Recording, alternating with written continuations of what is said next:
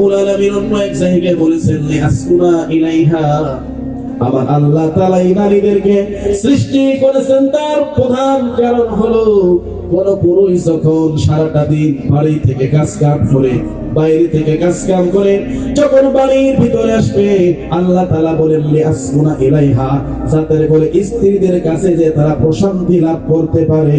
এই কারণেই আমার আল্লাহ তাআলা মহিলাদেরকে সৃষ্টি করেছেন। সকলে বলেন আল্লাহু আকবার। তাহলে মহিলাদেরকে আল্লাহ তাআলা সৃষ্টি করেছেন কেন? যাতে পুরুষরা তাদের কাছে যে কি লাভ করতে পারে, প্রশান্তি লাভ করতে পারে। এই কারণে মহিলাদেরকে আল্লাহ তাআলা কি করেছেন বলেন, সৃষ্টি করেছেন।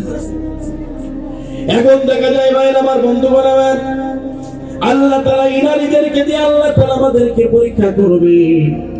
আল্লাহ রাব্বুল আলামিন আমাদেরকে বলে দিয়েছেন, তোমার স্ত্রী বাদে যদি তুমি অন্য জায়গায় পরকিয়া করো, আমার আল্লাহ রাব্বুল আলামিন তোমাকে কিন্তু ছাড় দেবে না। বলুন ঠিক কিনা?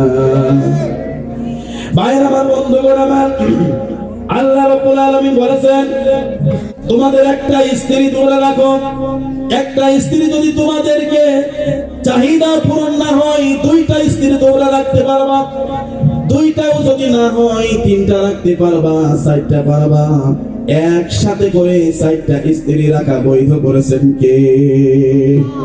জোরে বলেন।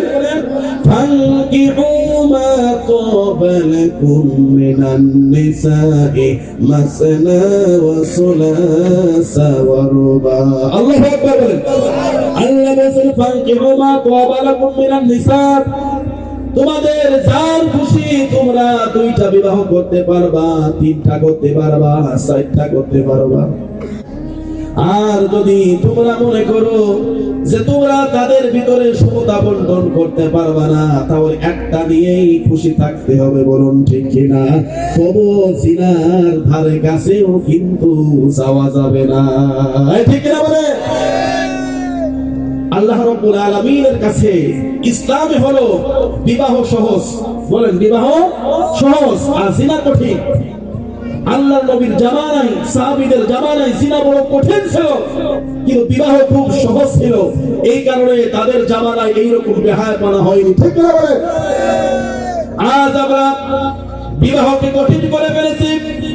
একটা মানুষ যদি দুইটা বিবাহ করে, সমাজের চোখে আর চোখে তার দিয়ে তাকানো হয়। বলুন ঠিক কিনা?